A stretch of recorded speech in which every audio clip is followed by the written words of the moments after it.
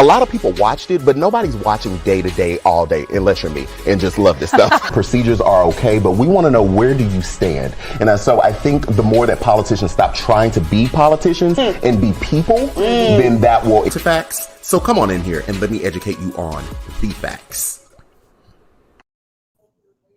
Hello, everyone. Welcome to the Daily Political Briefing. It's me, your host, the political BFF, QuentinRJiles, but you can call me Q. Sorry about being a little late. I was definitely sitting here, but I was having some tech issues and I had to restart my entire computer. So please forgive me for being a little tardy to the party, okay? I was a little tardy to the party. But thank y'all so much for being here. I see you, Lori Williams, Jay Willow, Jessica Hernandez, Carrie Roberts, Tammy Thurston, Joanne Roan, hey, Sierra Radcliffe, Alice Greenwolf down there on Facebook. Thank y'all so much for being here. You could be anywhere right now. You could be listening to anything right now, but you are here and I am appreciative of it. Baby, let's get into the Derek Chauvin trial, because that's what everybody came to talk about. We came to talk about Derek Chauvin. Okay, Chauvin, if you want to be fancy and put your pinky up. Let's get into it. Today was closing arguments. And I was like, Chile. Oh, here's my bonnet. Do y'all know I'm sorry. I've been looking for my bonnet for like 2 days. It's been in the studio the whole time. Okay. Sorry. Long weekend here. This my favorite bonnet. I like this bonnet. I like that one. I couldn't wear that one last night because I couldn't find it, but it's been in here. Anyway, today was closing arguments for the Derek Chauvin trial for the murder of George Floyd. Me personally, I was like, I'm just thankful that we're here. This has been an exhausting, we're going into week 4. This has been an exhausting 4 weeks. I see you, T-Sipper. I will be taking PTO after the trial, just so y'all know, baby, because I'm gonna have to decompress and sat down somewhere. So I was pleased that we finally got to closing arguments, because closing arguments means that the jury will deliberate. And at this point, it's up to the jury, right? It's up to them. But the back and forward from the lawyers and the telling us the same thing over and over and over and over and over and over again, it was exhausting. Having to watch George Floyd be murdered, allegedly murdered, be killed over and over, or lose his life over and over and over and over. These past 4 weeks has been, it's just been the most, okay? It's really just been the most. So I'm like, thank you, closing arguments. Let the verdict be what the verdict is going to be. I'm definitely hoping for a guilty verdict, because I believe my eyes. I believe what I saw. We've talked about this before. I'm not advocating for the death penalty for Derek Chauvin. Don't believe in death penalty, but definitely believe in accountability and holding people accountable for their wrong actions. And then when you get held accountable, then you come say something. Then you reintegrate into society and we see what you do then. Okay, but you can't just go, you just can't be doing whatever you want to do just because you got a badge and a gun. No, ma'am, Pam. You just get that ego up off you. Police, get that ego up off you. Okay? No. So prosecution and the defense made their closing arguments today. It went long. It was a full day of court. I thought we was going to be out in the morning.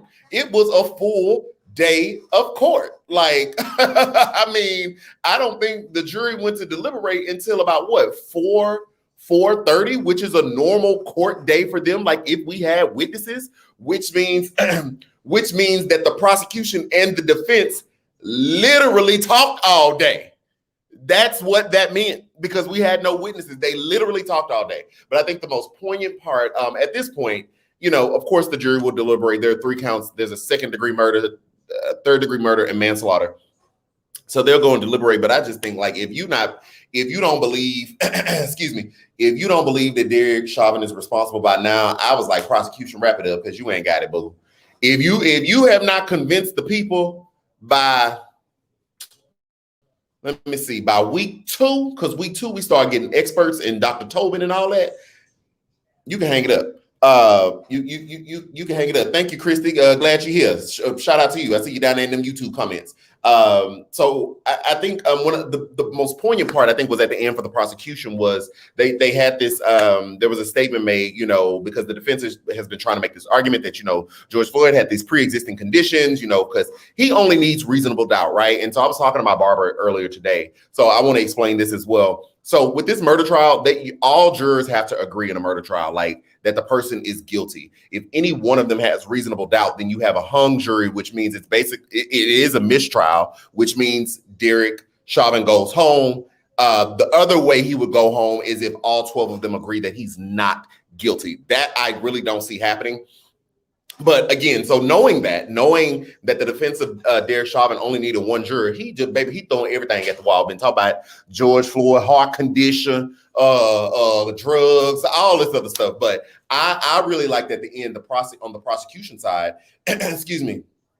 On the prosecution side, he ended with, you've heard that George Floyd died because his heart was too big, but he died because Derek Chauvin's heart was too small.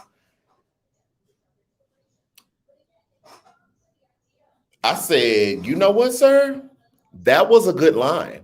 That was a good line, because even if and we've talked, hey, if you're new here, hey, how y'all doing? Even if we get into the justification of force, absolutely, because there is Quentin talking. There are some, in this whole interaction with George Floyd in the beginning, there's absolute justification of police using force. Yes, I understand he was startled. I understand he got PTSD from the cops. I understand that he claustrophobic, all those things. But there was justification when the police are trying to take someone into custody.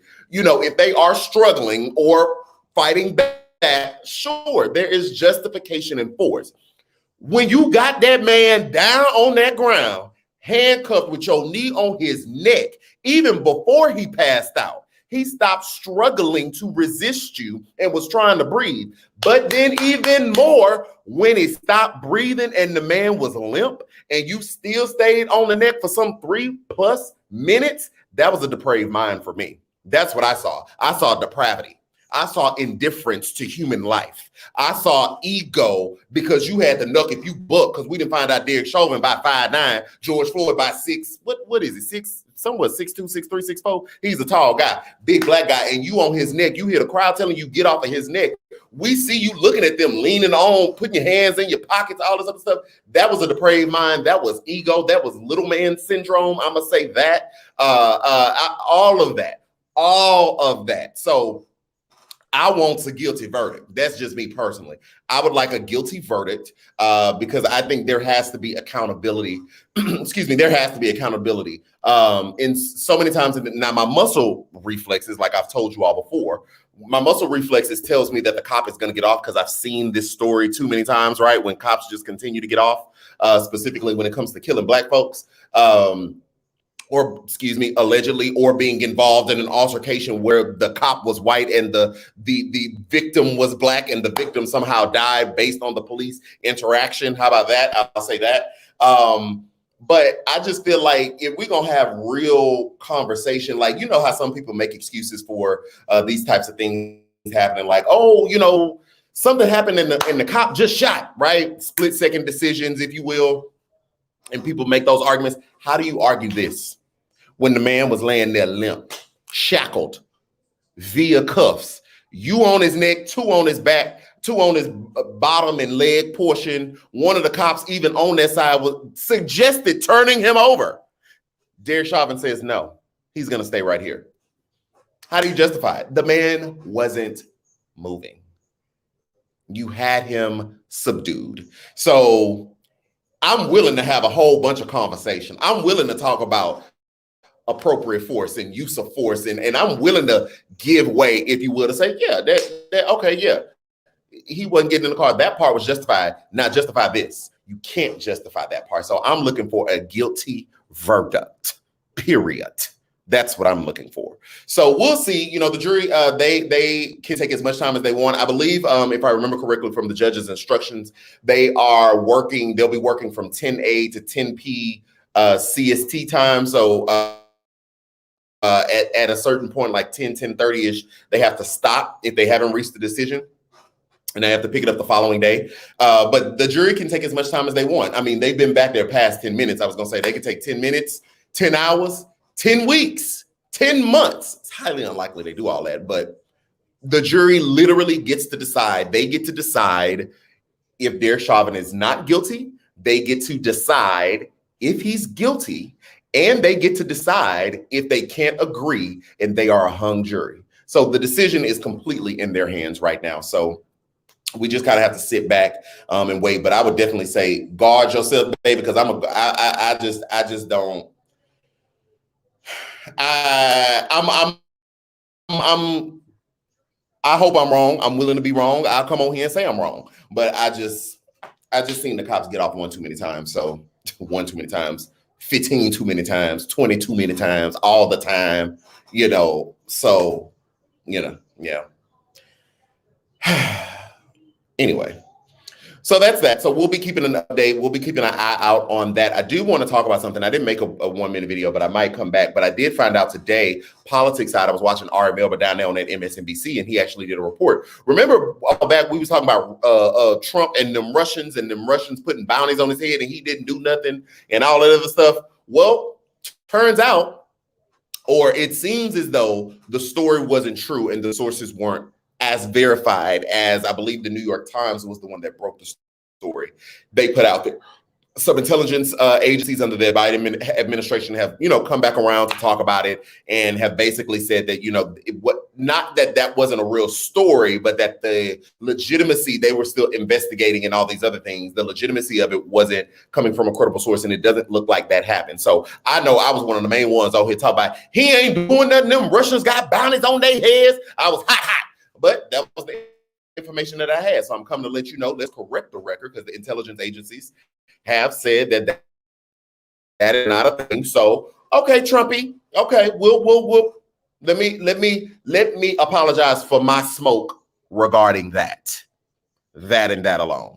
Since now we know that it's actually not a thing. So that we be all on one accord and we be educated and we know what we're talking about. And we learn to come back and say we wrong. We learn to say we wrong, cool, we wrong. I was wrong. So my bad, Trump, my bad on that. Okay? Very specific. So anyway, guys, that is our daily political briefing today. I think throughout the week, the episodes or the briefings may be longer. Seeing as how the trial is, the jury is being sequestered, that is going to alleviate me and give me more time to kind of tap back into politics and run down a couple of stories like we normally do prior to the trial. We normally get on here, we do about 3 or 4 stories, chit and chat about it. But I was solely focused on this trial. So as long as they're deliberating, I'll go ahead and allow myself to jump back into politics. And so we'll talk about it. So they may get a little longer. Excuse me. They may get a little longer or go back to some sense of normal, if you will, this week. So thank you all so much for being here. If you learned something, if you enjoyed, definitely hit the CashApp, PayPal, Venmo, Zelle. Okay, I was waiting on the last one. I was like, I know there's one more on there. Zelle. That helps me and the team to continue to do what we do. Like I told you, we have 2 employees now. We have 3 interns. One of my interns is elevated to one of my employees. So everything that you give is really helping the mission, and you'll be able to meet them one day. I'm gonna say this for a while because they are extremely busy working on some other stuff. So I don't want to overburden them with getting bios and photos together, but we're gonna get all that together and I will introduce them to you. We may even, I may even see if they want to come on the show one night. So that's it, guys. If Jesus says the same, I will be back tomorrow giving you all the political tea. Get into that. Until next time, guys, I love you in the Lord. Y'all have a great night. A lot of people watched it, but nobody's watching day to day, all day, unless you're me and just love this stuff. Procedures are okay, but we want to know, where do you stand? And so I think the more that politicians stop trying to be politicians and be people, then that will engage voters. We reject alternative facts, so come on in here and let me educate you on the facts.